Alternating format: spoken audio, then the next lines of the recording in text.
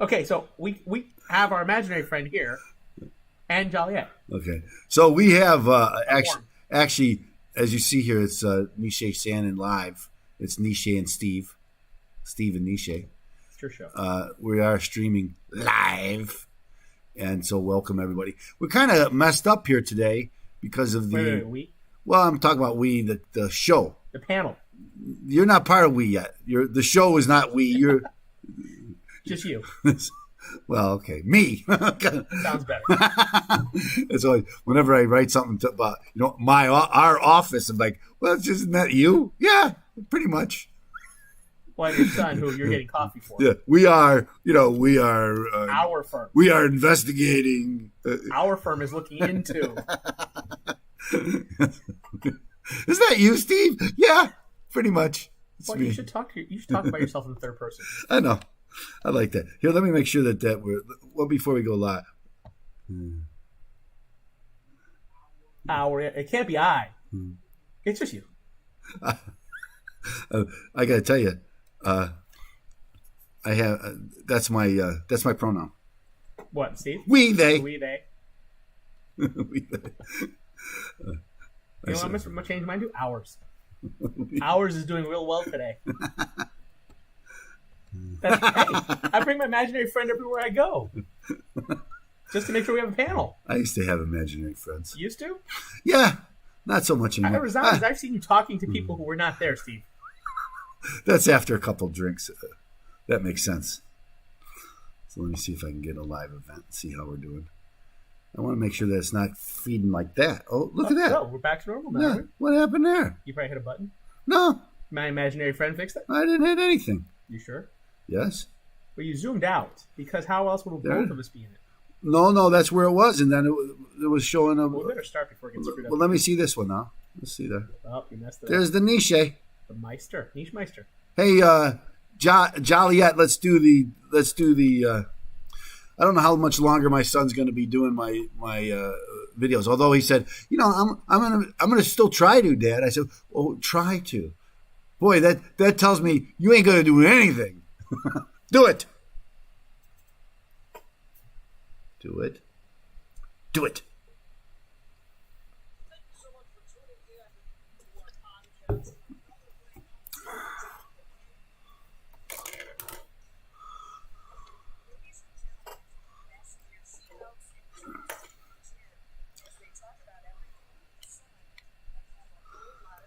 All right.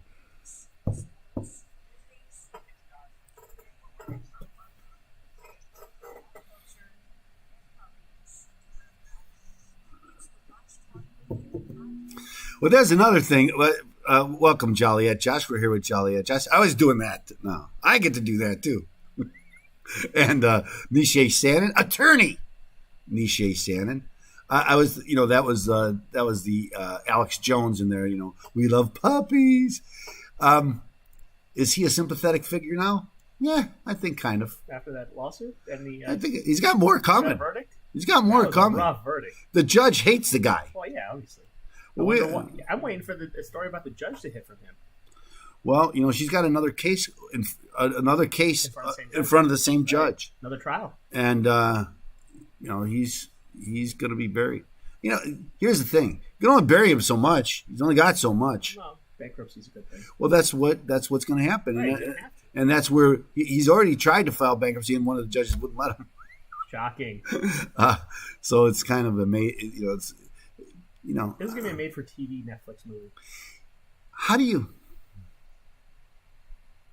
I don't know. You're perplexed. The jury. Well, I am because we see these jury trials, depending on where they are, what the verdict is. I guess that's what a jury of your peers. Well, it's a jury of whether they hate. It's who they hate more. Which side do they hate more? Well, that's true, and and that's why.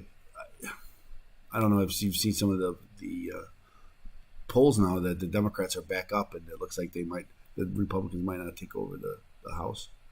I just had to shake my head. I don't know if you saw this. What happened in? I don't know if I should talk about that though. Oh, go ahead. We haven't been banned yet. Don't ban me. Go ahead. Come on. There was There was just a big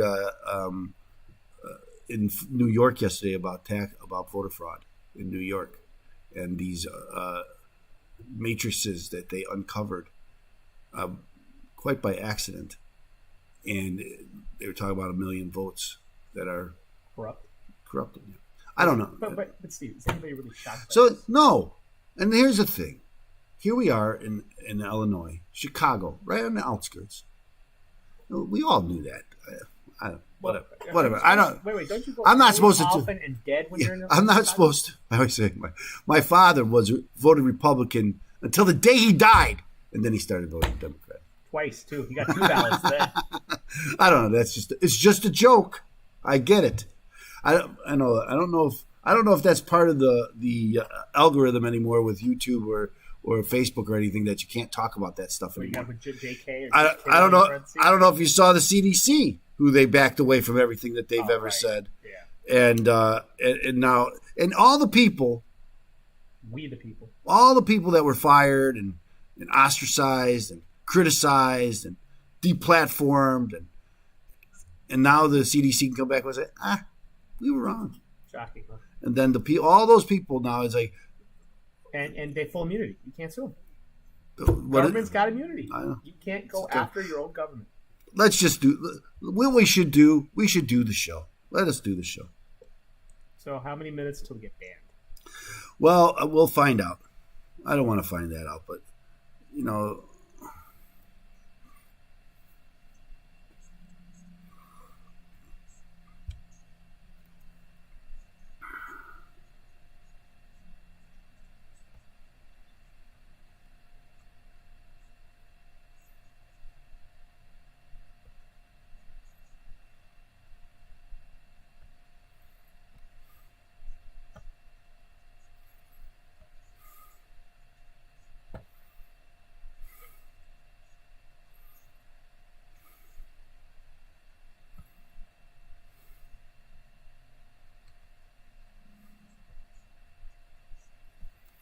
Hey, welcome to the program. I am your host. Like the guy just told you, I'm attorney Stephen A. Leahy. This is the Trust Radio Network, where we introduce you to trusted professionals, people you can trust when you're making important decisions.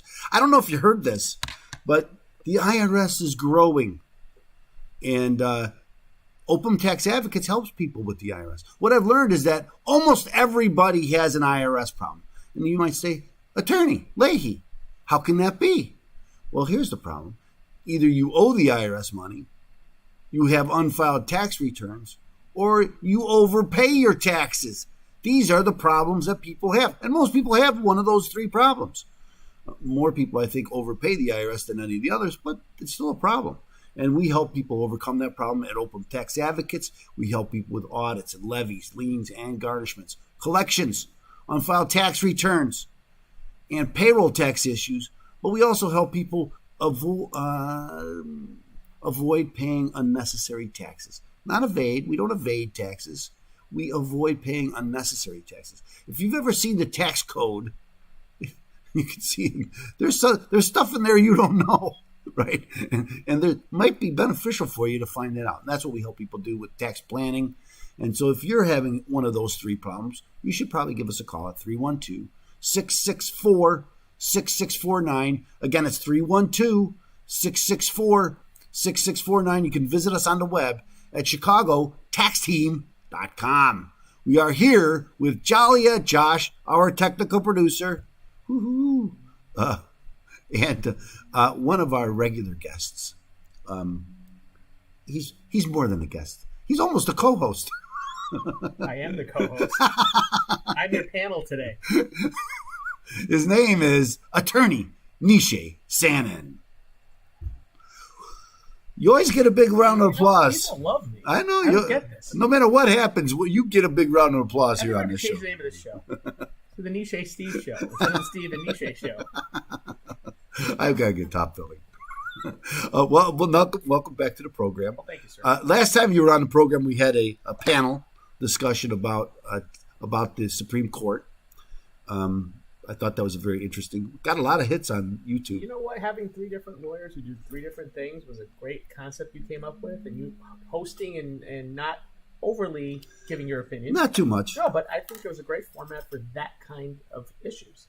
when you have multiple decisions hitting all different areas of the law, and you were smart enough to bring in, I did say this, you were smart. Doesn't happen often. You were smart to bring in 3 qualified professionals who specialize, and I don't think I can use the word specialize in Illinois, but know something. We're attorneys. Yeah. We can't be special about it. Who have knowledge of certain areas better than others to discuss the different areas and then cross-question them. I thought it was a great.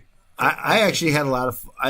And you know one thing about, because we did 2 hours, and it went so quickly. It did. You know, and I thought we had a good mix. I'm gonna, and as you pointed out, because there were so many different decisions coming, all important. Right. Sometimes the Supreme Court will have, will come out with a whole litany. They just not important. Nothing really important happens. But this was a big one. I think we're going to see. We're probably in for more of those. Oh, I think there's going to be a lot, especially with the new Supreme Court justice just joining. I think there's going to be a little bit of a change. So I think we're going to talk about that in the. I think the Constitution segment, we're going to talk about the Fourth Amendment, because that's such a big issue now with the search of the Mar-a-Lago and other things, and of course, Attorney Sanan deals with that federal court all the time with searches and things like that. Another thing that Attorney Sanan does is he helps people with IRS issues, right, in criminal. The criminal side. Yes, and the criminal side. The other reason Steve's my co-host is because he handles the civil side and I handle the criminal side. Yeah, but of course that's in the news now too. They're showing. So I don't know if our audience had seen this, but the IRS had advertised for jobs, and they said you got to be able to use a weapon and prepared to use deadly force because the IRS is coming after you. And so people said, "Well, wait a minute, that's the IRS. What do you mean use deadly force?" Well, and then of course there was some pushback. Well, we are a law enforcement agency, and although most of the time what the criminal division is doing is looking at books and records and things like that. They're usually not busting down doors. And if they need to bust down a door, they could probably enlist the help of somebody else. And I bet you they do anyway. Oh, they never go. They usually take an FBI. Yeah, they don't go by themselves. They're not going by. Can you see 2 CID guys with a boomerang or battering ram trying to break down the door at your office? Could you just even picture that? Well, they're accountants. Right, with guns. I think I said this on your show. Those are the guys who got beat up as kids. Well, now they're not getting beat up because now they have a gun. Now they have a gun. I saw that Ted Cruz was objecting because they bought like 900,000 rounds. And it's like, why does the IRS need that? It's like there was never a good explanation for that either. It's like, why does the IRS need a gun? An agent? Well, we're a law enforcement agency. We should. I get it, but you're not really. You're in the books. If you need somebody, we have other agencies. Right. They cross investigate. I don't know if you know this, right? We talked about this before. The EPA has a SWAT team, right? They have their own weapon. I talked to someone that was at an EPA office. You wouldn't believe the weapons that they have. They have trained professionals for those certain agencies who know what to do. So why are we giving everyone a gun? I talked about this because, I always ask people, what do you think the budget of the IRS is? And almost nobody knows. But now it's in the news more. And generally the budget is about $14 billion. But what I learned the other day was the EPA budget's $10 billion. Are you serious? I did not know that. $10 billion. It's like, what do they do with $10 billion? I have no idea. I kind of understand the IRS, not $14 billion. And I've been doing a lot of stories on this because it's like, well, we're going to give the IRS 75% more money. Think about that. That's a lot of money. Think about that. $80 billion. That's a huge number. Right. Just to come after their own people. So they're going to be coming after us now for the littlest things because they got to keep all these people busy now. And when they tell you, we're only going to go after we're only going after the criminals, the cheats, the tax cheats. Most people that get audited, they're not cheaters. They don't know they may have done something wrong. Here's what most people who get audited do wrong. They don't keep good records. Right, bookkeeping. And so when you go to get audited, you might have taken all of these deductions, and they might be rightful deductions. Probably are rightful deductions. But you don't have the substantiation and to back it up. And so then they're disallowed. Right. And what happens when they're disallowed? You pay more money. Right. It adds to your income, and when you have more income, you pay more money. And that's the civil side of what the IRS does and what you protect people from. Exactly.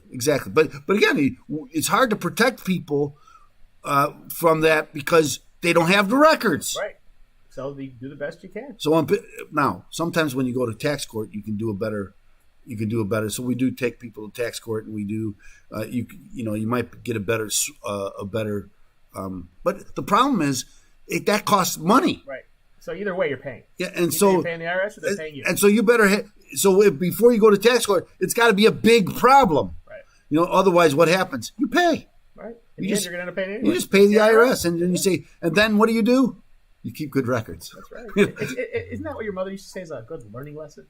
It is, and whenever I meet someone and they keep good records, I always, you've been audited, haven't you? And yet, almost inevitably, they have been audited if they keep good records. But here's what you should do, because here's what's going to happen. It's going to take some time before they start increasing the IRS workforce, right, or law enforcement force. It's going to take some time. In the meantime, what you should be doing is focusing on keeping good records.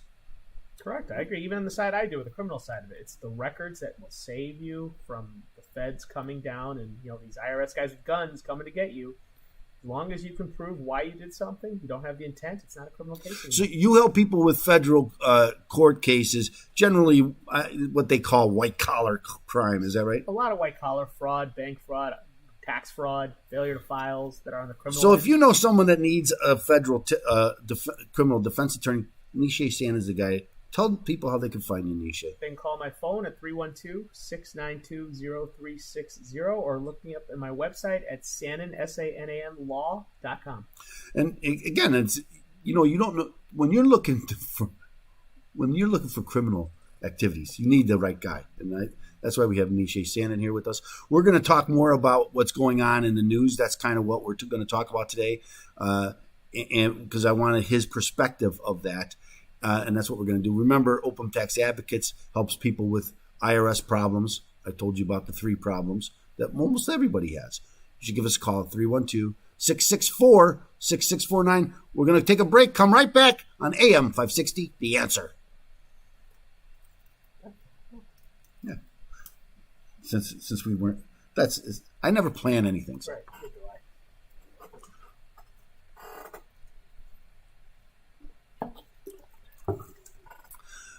We shall proceed. It's a little bit different that we could because Nishay's here. Oh, because we've done this before. Yeah.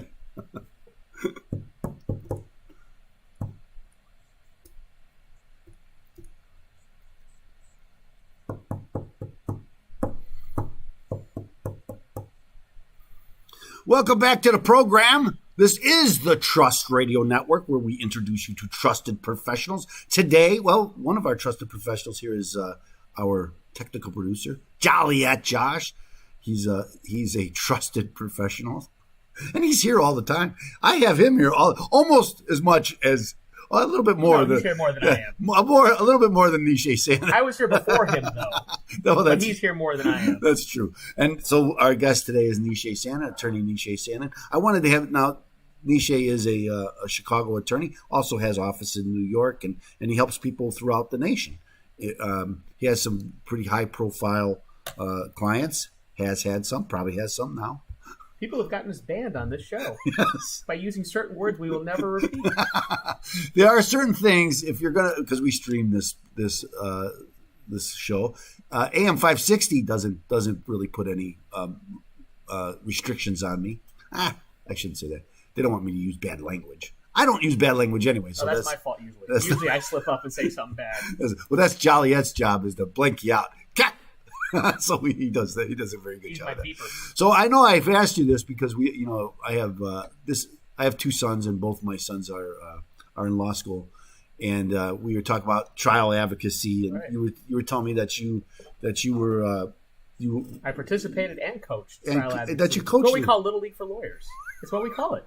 It is. I had to laugh because again, my son's involved in that. He's in the Trial competition. I didn't know there was a competition. There's I was in lots of law them. school. I didn't even know there was a competition. Wait. You remember law school? Let's I not go. Let's not. remember I was older when I went to Right. law school, and I was still working, so I wasn't involved. Well, you were a night student, right? I was. See, a lot of the night students never had the opportunity to do that because you guys were taking classes at night. Yeah. And all the practices in these competitions were in the evenings. So I didn't even know there was such a thing, actually. And I did have a trial advocate class. We have to take it. And, Jake really has taken to it. He didn't seem. I didn't know if he was going to go into. Jake is my son, my oldest son, and I didn't know if he was going to go into litigation. He seemed to like it now. When you were involved. You said you were involved even at a 1L. 1L is your first year law school. I got myself involved. And that doesn't really happen very No, often. it's hard to get involved as a 1L because they're more worried about your grades, but I put myself in the right place with the right people and was on a trial team my first year. But you always knew that that's what you wanted to do. Yeah, when I grew up, if I grow up, I want to be a trial lawyer. Not a litigator, a trial lawyer. I actually want to go try cases, not push paper. Well, talk a little bit about the difference there because I think people, I've had a lot, I interview a lot of lawyers, right? So I've had a lot of lawyers on the show, and some say I'm a litigator, but most say, nah, I'm a trial lawyer, right? Well, we actually go to court. We actually try cases, pick juries, object to things, start arguing opening statements, closing statements, and we try to prove a point. It's verbal combat is what being a trial lawyer is about. And usually it's who the jury likes better. Do they like the lawyer? The lawyer. Well, sometimes with my clients. It's the client. When you do criminal defense work, sometimes they just don't like the client. And there's nothing you can do about it. And remember, you're battling Goliath. You and I have had this conversation. Yes. You're going against my job, going against the federal government who has all the resources in the world, all the manpower in the world, and the biggest budget you will ever fight in your life. But not only are you fighting the federal government on that side, but you're also fighting the judges, aren't you? Most of the time, yes, because they're all usually ex-prosecutors who side with the prosecution. You got to remember, all the rules are stacked against the defendant. The Constitution has been so diluted. We talked about this when we had the panel here, how they've diluted the Constitution and your rights. There's exceptions to every amendment now. It's pretty much guilty until proven innocent now, at least in the federal system. The state's courts are still a little different, but the federal system, it is guilty until proven innocent. You're almost leading me into about the Fourth Amendment. But we're going to do that the next segment. I don't want to get into that because I think that's such an important discussion. Right. The Fourth Amendment is the search and seizure, and of course, when they search you, this is what they use as evidence against you. Right. They're coming to get you stuff on you. They're building their case based on what you have in your pocket. Yeah, I talk a lot about this because with the IRS now, they want to go after your bank account records and things, and people say, well, if the argument goes, well, if you're not hiding anything, what are you worried about? It's like we could cut crime down if we just let the police go into your house and look around whenever they felt like, which they do. They do. And you still have some rights against that. Well, you'll appreciate this. Remember, cash transaction receipts. Why was that started? Because drug dealers were using cash to buy expensive cars. And guess who wants to track that? Yeah. But us legitimate businessmen also have to do these CTR forms. If I take over $10,001 from a client in cash, I got to fill out the form and send it. And it's not even at one time, right? They can give me $5,000. They give me another $5,000. And I've, and of course that's it's the trigger. 10,001 triggers us having to file these. And again, actually, it doesn't even have to be 10,000. It could be 9,000, and they could say, "Hey, well, you're just trying to avoid the 10,000." And it's our responsibility to figure out. It's what they call suspicious transactions now. And so, us as lawyers have to technically report our clients if we believe they're doing something suspicious, which is against the Constitution. I agree. You right to counsel. Turn in my own client. Right. It's privileged. There's a privilege between attorney and client. Is there? Well, the rule is if your client is about to commit a crime, there is no privilege. And I guess that's what they consider to commit a crime. Yeah, and I know, and we were talking. One other reason why, because one of the things they collected at Mar-a-Lago was boxes of attorney-client documents, and they did that against Rudy Giuliani. Right. They went and got that, and these are attorney-client documents. They're protected documents. And then they go in and they don't. Now they have what they call a special, not an investigator, but that they can. A review board. That they can. Documents. Yes, they're privileged attorneys. But guess what they are? They're still U.S. attorneys who are put in a separate room, and guess who gets to make decisions? Them. Who do they work with? The prosecutors. I know. I always like that. Privileged team. I was liking that to the taxpayer advocate. We're separate than the IRS. No, you're not. Technically, you're not really. You're in a different department, right?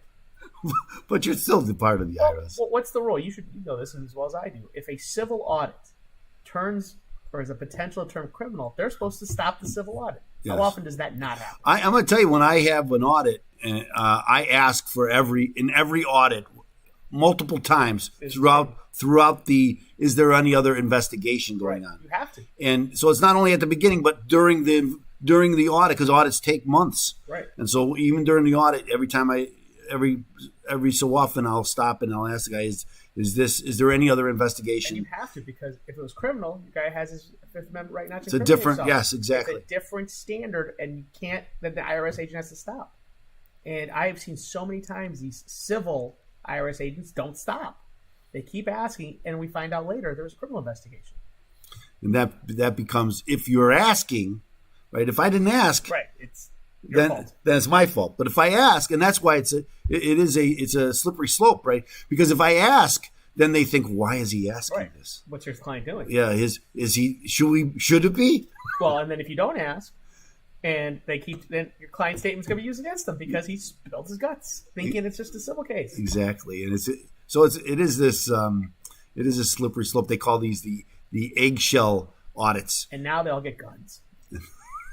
So now they want. I don't think the auditors will have guns. They should give the auditors guns. Those are the people who need the guns. The auditors. They need to be protected. They need to protect them from themselves. Well, that's true too. From their supervisors. But I just think it's an interesting discussion about the court system as a whole. And of course, I'm not involved in criminal activity. You're not a criminal. I am not a criminal. This is now on the radio. You are not a criminal. I do not defend. I don't go to criminal court or anything like that. And so so I don't come across that. But again, it's such a different avenue because it's like, and I know we're all innocent until proven guilty. No, we're not. That's what they teach us. It's what they teach us. It's what mainstream media wants us to know. But it's all, what? It starts with a B and ends with an S. Yes. And so, because when you're sitting there in front of a jury with everybody pointing at you, it's kind of hard for them not to think, this guy's guilty. And them making up evidence. They don't even need to, and they still make it up. Have you had really experience with that? Yes, I have. I've had agents have to eat it. Now, is it wrong for you to point that out? No, it's my job to point it out. Well, but we talked about those. So we're going to take a break. Tell people how they can find you, Nishay. 312-692-0360 or sananlaw.com. And we're going to take a break. We're going to come back with the Constitution segment. We're going to talk a little bit about the Fourth Amendment and Mar-a-Lago and what's going on there. It's not even Mar-a-Lago. It's also, again, other venues that seem to be searching everybody. Anything related to this topic. Yeah, anything. So we're going to talk about the Fourth Amendment with a federal criminal defense attorney, Nishay Sanan. He's got great insights. You won't want to miss it. So we're going to take a break. Remember, Open Tax Advocates. We help people with tax problems. If you have a tax problem, give them a call. We're going to take a break. Join us at the Constitution segment on AM 560. The Answer.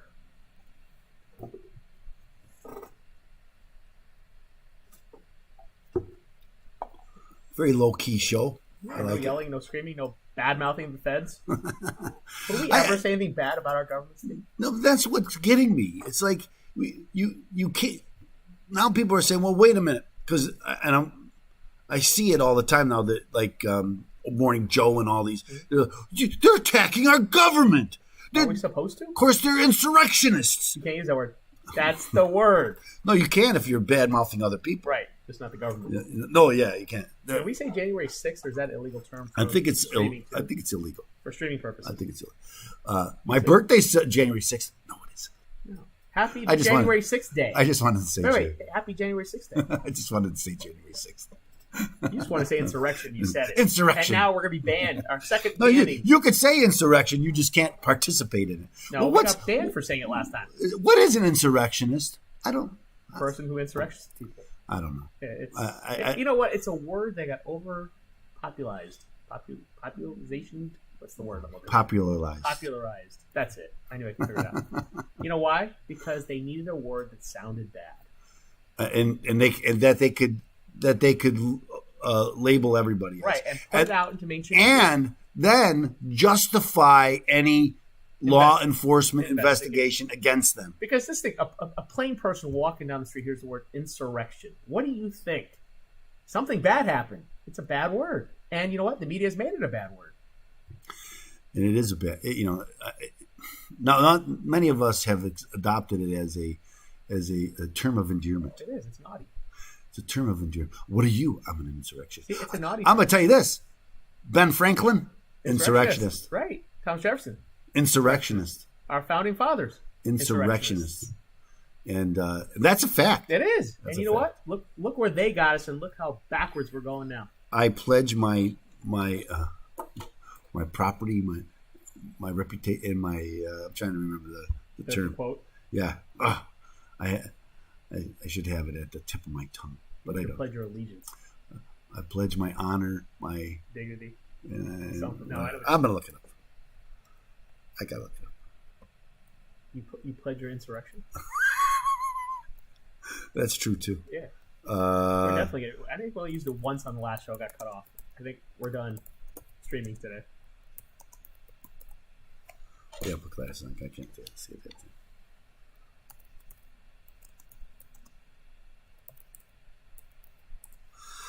See if I can find it. We pledge our lives, our fortunes, and our sacred honor. Wow. You know what all that means in one word?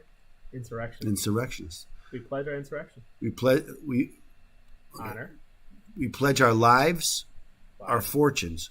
And I love that. Remember, Rush Limbaugh used to go through this about what all the men who had signed the Constitution or the Declaration of Independence and what happened to them. And many of them had lost their lives, their fortunes. Right. Not their sacred honor. They never lost their sacred honor. They didn't. They actually secured. And what were they? But no, think about what were they? Insurrectionists. They actually were. That's the only thing that they did. By doing so. And that was, to them, that was the most, that's why it was sacred honor. Right. That was the most important of those three, was their honor. Right. And I think we've lost that.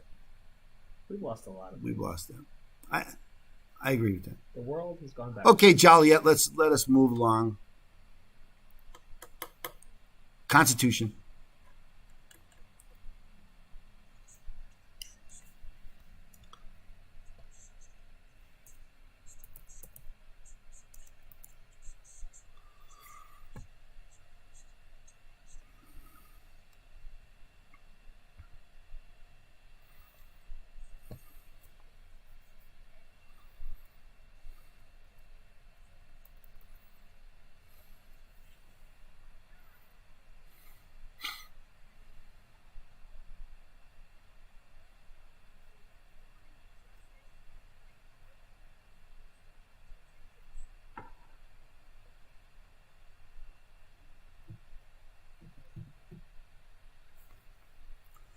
That's right. And, without the Constitution, then we aren't really a free people, right? And so we're going to talk, we're here with Joliet Josh, our technical producer. Our guest this week is federal criminal defense attorney Nishay Sanan. And, what's been in the news a lot is the Fourth Amendment. So let me read the Fourth Amendment. The right of the people to be secure in their persons, houses, papers, and effects against unreasonable searches and seizures shall not be violated, and no warrants shall issue, but upon probable cause, supported by oath or affirmation, and particularly, easy for me to say, describing the place to be searched and the persons or things to be seized. And I wanted to read that because, first, whenever we talk about amendment, it bears to begin with the words of the Constitution. Right. So I know in your line of work, you deal with this all the time. All the time. Fourth Amendment is one of the biggest things that we defend our clients on against the government, because what is supposed to happen and what the amendment says is supposed to take place doesn't take place. There's so many exceptions to warrantless searches now, where agents from any branch of police power can go running to your house. And there's so many. Right, there are so many that people don't even know exist anymore. Like the EPA has their own SWAT team. Exactly. It's ridiculous. But so one of the biggest things that my firm does is protect Fourth and Fifth Amendment rights, but specifically Fourth because of all the searches that are going on, because of all these agencies, rogue agencies sometimes, thinking that they can do whatever they want. And then you have these warrants that they get, which are so vague that they can pretty much take whatever they want. So why are these judges signing off? That's the question. Because the government says, hey, we need this, so you got to do it? I think you and I had this conversation before the show started. For Title III, to listen to your telephone, they have to show that no other technique will work and that there's probable cause that a crime is being committed. Statistically, though. Well, we've heard a lot about this with the Mar-a-Lago thing, right. that they're supposed to name what they're going to take. Right, it's vague. And even what we know, and we don't know what the affidavit said, but we know what the warrant said. Right. And the warrant seemed to be so vague that it included almost everything. They took his passport. They took Trump's passport. Now, they said, well, that was an overreach. Right. Oh, they did something wrong? They admitted they did something wrong? I don't think they admitted that. No, they gave it back. Everybody else says it was an overreach. They gave it back nicely. So, and particularly describing the place to be searched, and of course that place to be searched was Mar-a-Lago, which is how big? And the persons and things to be seized, and to them it was everything. No, it's any, all, and everything. They expand everything to any and all. That's more encompassing. Just to make sure we capture it. This way, one of us files a motion to fight this thing to keep it documented. Said any and all. Hey, we took any and all. And you know what? If they took it under good, happy intentions without thinking they were violating, it's okay. Because guess what? The courts have carved out exceptions, allowing good faith exceptions to these agents overreaching. And I think people get kind of taken aback because they think, well, if they didn't do anything wrong, what are they afraid of, right? And of course, I think you've seen studies where the criminal code is now so thick and it encompasses so much, and regulations and all these other agencies, that American citizens seem to violate the law unknowingly almost every day. Well, us walking out the door is an insurrection. I mean, we'll violate some law, just you and I walking down the street together. But everything has become a violation of a crime now, because they criminalize anything and everything in order to, quote unquote, protect us. And then one of the problems of criminalizing everything then is selective prosecution. Right. You could do it and that's okay. I do it, I go to prison. Well, here, let's look at this. Why hasn't Biden, heck of no search warrants have been issued against Biden's son? And why were there search warrants issued for Biden's daughter's diary? Right. Where did that come from? Right. What is the purpose? You have his son doing everything that everybody knows about. On his laptop, it says so. No warrants issued, but they go to Trump's Mar-a-Lago and seize anything and everything and all. This is what I objected to, and I'm still objecting. It's the unlevel playing field and the bias in who they prosecute and who they don't prosecute. And that's so important. And that's why we need the Constitution. That's why we have to remind people about the Fourth Amendment and every other amendment, and that we should be very vigilant in making. And that's why one thing about the new I'm running out of time. So one thing that I like about the new justices is that they go back to the text of the Constitution, and that not the spirit, the text. How does a document have a spirit? I don't. That's a very good question. Tell people how they can find you, Nishay. 312-692-0360 or Sanan Law, SANAN law.com. So if you're fighting the federal government in a criminal case, call Nishay Sanan. We're going to take another break. Join us on the other side. Here on AM 560, The Answer.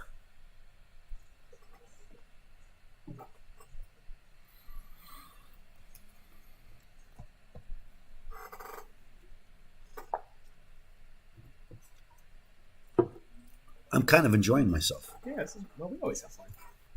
I know, but it's not. Usually, if I'm interviewing someone, I'm a little I guess I don't make you nervous anymore. Nah, you just don't that first time I made you a little nervous. No, I don't. I think you had me sit on the other side of the table. You know what makes me nervous is when you got those shoes on. Those shoes make me I wear nervous. these shoes every time I come to know. to see you. Oh, the gold ones. I think I bought the gold ones. That's what gets me. You have not only do you have those shoes, but you have different colors of those shoes. I'm a walking fashion statement. Who else in Bannockburn walks around in shoes like this? I was gonna say no one, but I'm sure there's somebody. But yeah. I don't know. But it goes to Rosati's like this. Our favorite watering hole. Did you see these shoes, Nishay? I mean, Joliet. There you go, Joliet. These are my red ones. I'm gonna wear the blue ones with spikes next time. I think they're more. I think those are more purple than red. They're more He's agreeing with me. Maroonish. They're maroonish. Burgundy. It could be burgundy. No, those are more violet. Purpley burgundy. Purple. You know, he's an Indian. They can wear that stuff. They get away with it. We wear dots on our heads. Come on. Well, they are. Those are Indian shoes. No, they don't have the curl like Alibaba. Do you have a pair of those? The Alibaba shoes? Yeah, I wore them when I got married. See, I knew he would have them. That's not. I gave them away in the divorce, though. Don't worry. Alibaba and Nishay, come on. Alibaba. I'm the next Aladdin. Yeah, I guess that technically I could see that. They should make a geriatrics version of Aladdin. I sometimes think you have found the magic lamp. I've been to your house. You have. There's a lot of magic going on. And I don't know where you get all of that gold, but he's got some gold. Hey, we're Indians. It's all about the gold. Let's do the next segment.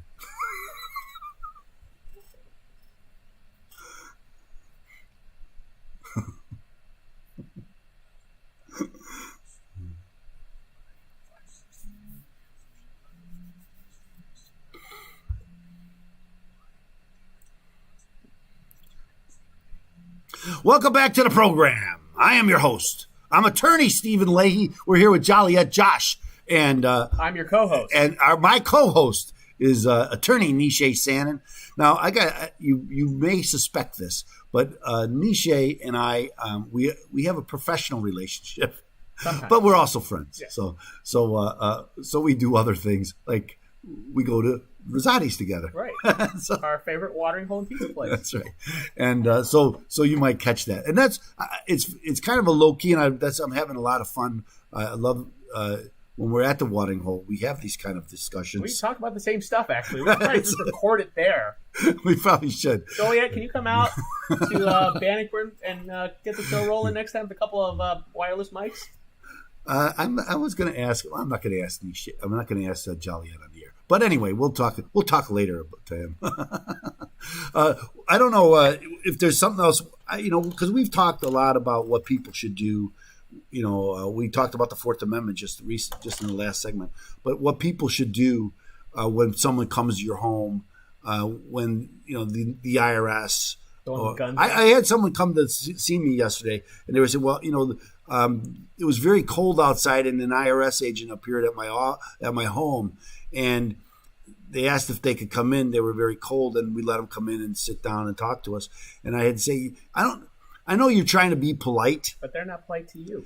They're there for. They're being polite there because they want to see what you're doing. Yes. Now I'm gonna tell you, I have two. I always tell the people that there are at least two IRS agents, revenue officers. One I call Attila the Hun. They're the meanest SOB you ever met, and they are going to drive you to make sure that they get what they want. The other I call Mother Teresa, because they're going to be the nicest people you ever met, and you're looking for nice because you want help, and you're going to rely on them to help you. But both are doing the same thing. Both are trying to get as much information from you as possible. They just found a different way to do it. Now, there's probably a third IRS revenue officer. Those are called criminal division. And those are really nice people. But I don't think you ever I don't think you get very far being a really nice person in the IRS. Because that's just not what... You go up the ladder. If you want to become CID or you want to become a supervisor where you don't have to go out in the field anymore, you got to be an ASS. Yeah. No, it's amazing because I was talking about this. We're talking about 80,000 some new agents coming out, and also that they can't. That they're not going to come after anybody less than 400,000. And I had to stop and say, well, let's think about this for a minute. There is a whole process of training IRS people. First, you got to get hired. That's going to take them some time to hire. Train them. Yeah. Then you got to through training. And where do you train? If I'm going to be an auditor and I'm going to start auditing corporate and millionaires and billionaires, you don't start there. No. You can't. You can't. Know what to do. That's right. You know what to look for. So how are you going to start? Well, you got to start with the lower level people. Right. And so if you're going to hire all these new people and you're going to train them, they got to train with lower level people. Well, that means they're going to audit lower level people. But here's my question to you. All honesty, I mean this is serious. I'm looking for an answer. Where are they going to find 80,000 people to become IRS agents? Well, okay, let's think about that because that's a good question. They said, well, there's really not hiring 80,000 new people. We have about 50,000. There's about 80,000 now IRS agents. They have 50,000 are supposed to be retiring in the next 5 years. Right. Okay. Think about that. That's more than half. Think about that. And we're just going to replace them. Well, if you haven't been able to replace them yet, what makes you think you're going to be able to replace them later? I mean, look, again, all joking aside, you can make more money working at Target right now per hour than what the federal government starting salary is at that level. They had the authority to hire 10,000 new employees this year. They haven't been able to get anywhere near that. I mean, look, there are help wanted signs. Salaries are going skyrocketing. Who's going to go? I mean, other than the pension benefits, but then you got to stay there forever. Yes. Who's going to go to the IRS when you can make more money going to a Big Four accounting firm if you have those skills? Right. But that's the skills the IRS wants. And accounting is a pretty big area right now. It's a hot area for people. It's a growing sector of our society. Well, so my undergrad's in accounting, and it's gone from when I was in school from a 4-year degree to almost being a 5-year degree now. You're going to have a lot of debt coming out if you're a young person in college and pursuing a degree in accounting. Who's going to go work for $45,000? You can go even to a mid-sized accounting firm and make $60,000, $65,000. Yeah. Who's going to put up with the federal government for that? Unless you want to be a lifer and have an amazing pension? I did have a chance to talk to an auditor who worked for the IRS audit. I said, what kind of training did you? She said, first, even though they hired me to be an auditor, first thing I did was answer the phone. Right. And take questions, and then you work up to doing low-level auditing stuff, and I did that for a couple of years, and then I moved up. So even if it takes them a year to hire people or more, and then we're gonna have 50,000 phone answers. Well, maybe they'll answer because they only answer 1 in 9 phone calls now. That means the call center will not be in India, but it's not even. It'll actually be in the U.S. Well, anyway, so they have a big obstacle. They do. Yeah, so it is a big obstacle. And then here, some of them they're going to give guns to. Yes. The additional training and the school you got to go to learn how to use that gun, get licensed, and know when to use deadly force. That's another couple of years. And be willing to use deadly force because that was I think most of these accountants who got beat up are all willing to do this. That's why they become CID. I agree with that. How can people find you, Nishay Sanan? 312-692-0360 or my website at sananlaw.com. So that's the IRS Criminal Division. He helps people with that. He helps people with when the FBI comes to your house. He helps people with the SEC. Right. All of these alphabet organizations. That's what Nishay Sanan helps. EPA. That's my new one. That's an alphabet one. It is, but it's my new one. So call Nishay if you have a problem. We're going to take one more break. He's going to join in on the other side. We're going to finish this show. Have a lot of fun. I've had a lot of fun. Join us, won't you, on AM 560. The Answer.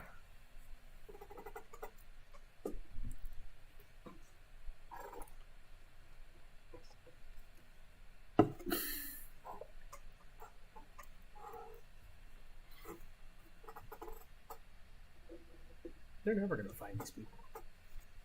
They're never going to find those people. What people? The IRS?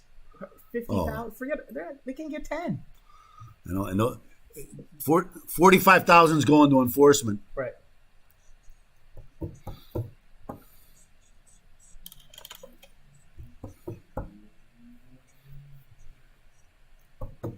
Welcome back.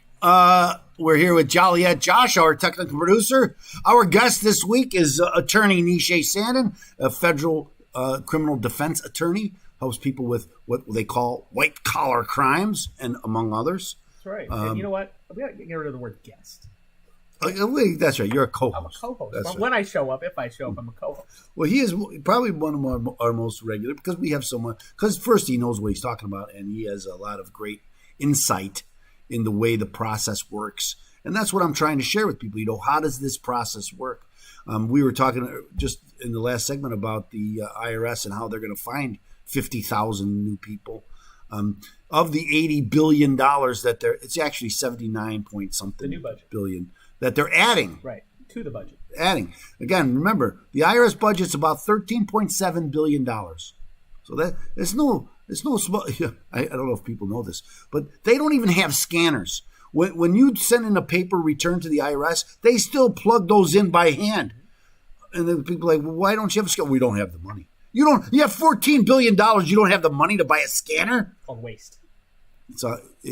And bureaucracy is not going to get less by giving them more money. One of the reasons why they cut the IRS budget, and everybody's like, they cut their budget, because they were wasting so much money. I'm paying managers of a manager. And taking all of these junkets all over the country and doing these silly videos that they were doing. Educational videos. Which were not, which just was fun because we played it on here on this show many times. The Star Trek one. It's like, and they paid some production company. Some movie producer to come in and do these stupid videos, and that's what really got people angry. And of course, it's a couple of years ago, so we've forgotten. Let's not forget. Let's hold our government accountable. Is that wrong to hold your government accountable? Someone's got to do it if it's not us. Isn't it we the people? Agreed. And when you start holding them accountable or asking questions, and they call you an insurrectionist, right? You got to stand up. Well, we need to be. I agree. Or else how do we keep these people honest? That's we need a limited government, and not like George Bush's limited government, not like Mitt Romney's limited government, because that's not a limited government. No, it was an overgrown mess. Let's fight for the Constitution. No, can you still say that? For our rights. Can you still say that? But fighting for the Constitution. Yeah, can you still say that? Does that make you an insurrectionist if you're a constitutionalist? I think it does. And you know what? Where does an insurrectionist get you? Prison. No. First, you got to go in front of a special committee. Then you get indicted. They take all your money, and then you end up in prison. Because why? You fought for your rights. And now you can't even defend yourself because they took all your money. Right. I know you see this. Attorney Nishay Sanan helps people that are facing federal criminal indictments. Tell people how they can find you, Nishay.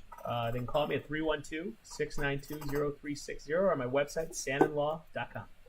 So we're inevitably, Nishay Sanan will join us again soon. As another co-host. When that will be, I don't know, but soon, because we have so much fun with Nishay. And Nishay, again, shares great insight into the process of the federal government and how they work. And one of the best things is you and I do the exact opposite sides and can bring it all together. Exactly. And so we want to share that with you. This is the Trust Radio Network. We're here on AM 560 every Saturday at 7. Don't miss us next week here on AM 560. The Answer.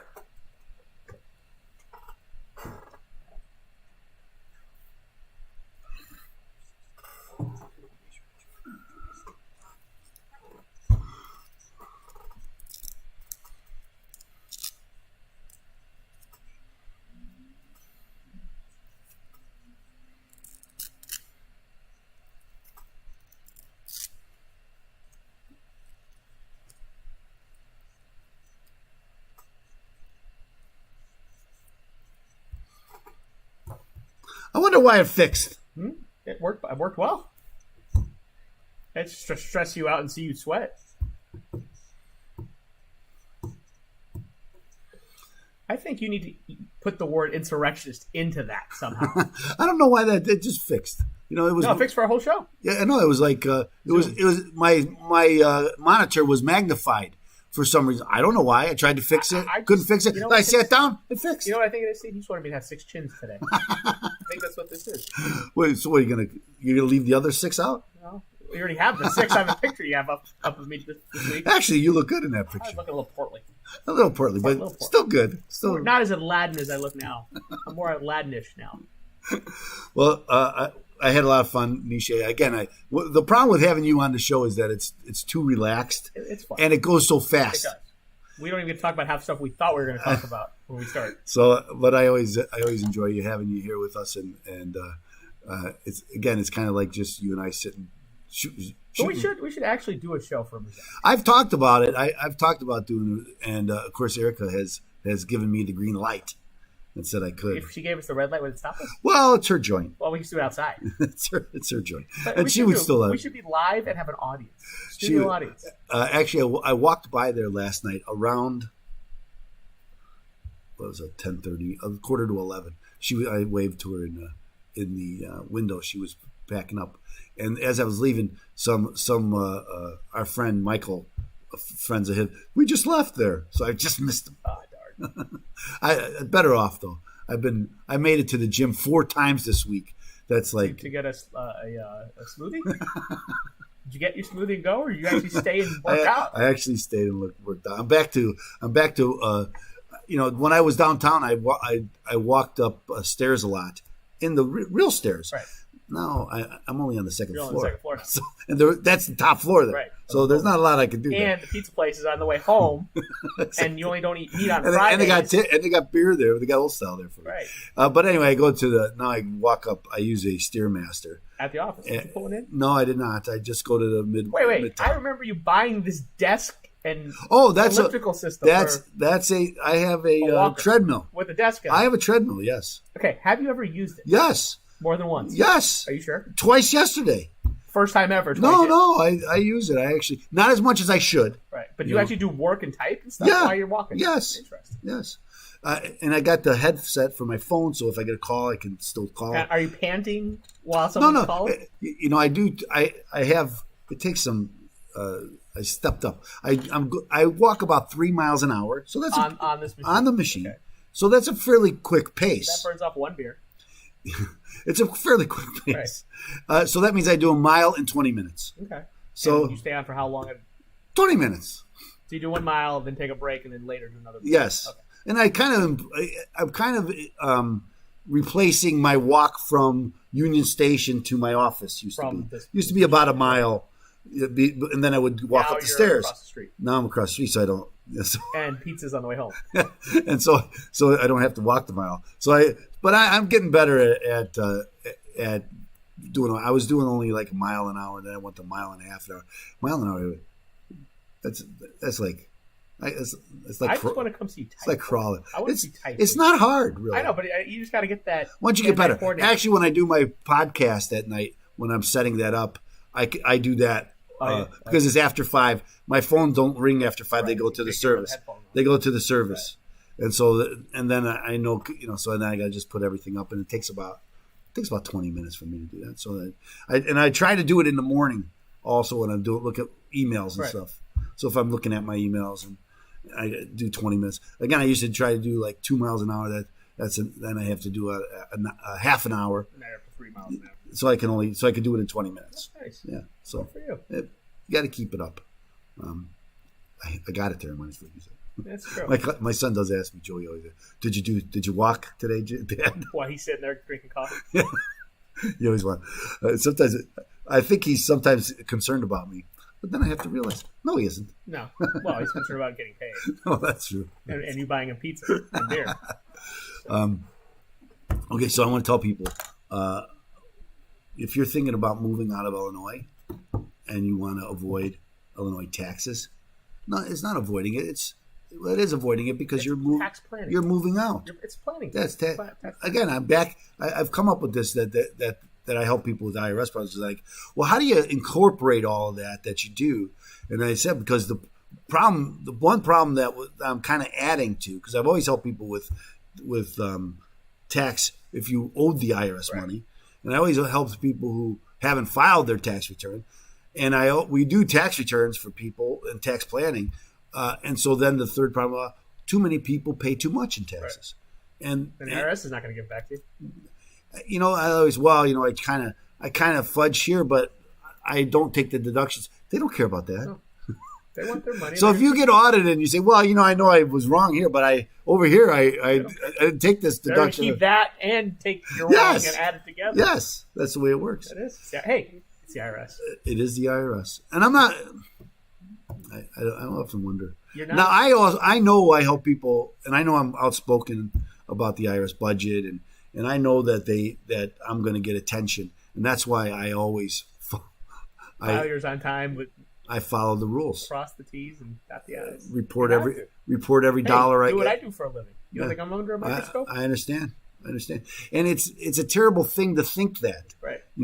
That you have to work because you're helping people, that somehow they're going to put you under scrutiny because it makes you a bad person. I'll give you a prime example. I went to go get my global entry renewed. And everybody else I know just did it online. Didn't have to go in for the interview. I've already had it for so many years. I had to go in. Guess what they asked me about? My job. What a coincidence. They asked me questions about why I travel internationally to countries that have white-collar problems. I was on a cruise ship, dude. I was on a cruise. Of course, I do extradition work, too, so I am going to some places to work with other lawyers where a client is sitting in jail in another country. But they had to bring the supervisor in to talk to me about my job. Really? Yeah, for global entry. That's how much scrutiny people like you and I are under from our government. Because you are on the other side, legitimately. I'm an insurrectionist. And that's really the structure of our government, right? We're an adversarial system. Never ask questions about your government. You're not supposed to. Never question a judge. Never question a prosecutor. Never question. Never question the prosecutor or the state's attorney. Right. Don't question authority. Or their intentions or what they're after. They're right. We're wrong. Because they're doing what's right. No. You know what they're doing? God's work. And you're in the way. I'm not God. And you're in the way. I am. I'm keeping it from happening. It's a sad state of affairs that when you have to concern yourself about the government targeting you because of what you do. Right. And what you do is legal and above board. And we need what I do. Absolutely, you need Our Constitution requires it. Demands it. Right.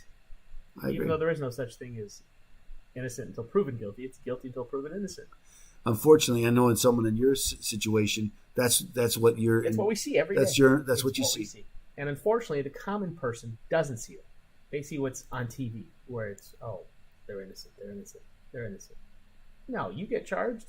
Everybody thinks you're guilty in that court. And actually, when they start investigating you, they think you're guilty. Right. So you're not even charged yet. Right. And once they start investigating you, their job is to find some. That's the old Russian thing, right? Show me the man, I'll show you the crime. Right. It's easier that way, isn't it? Isn't it easier to plant evidence than evidence? This is what gets me, Nishay. Here we are, and they do the Mar-a-Lago thing.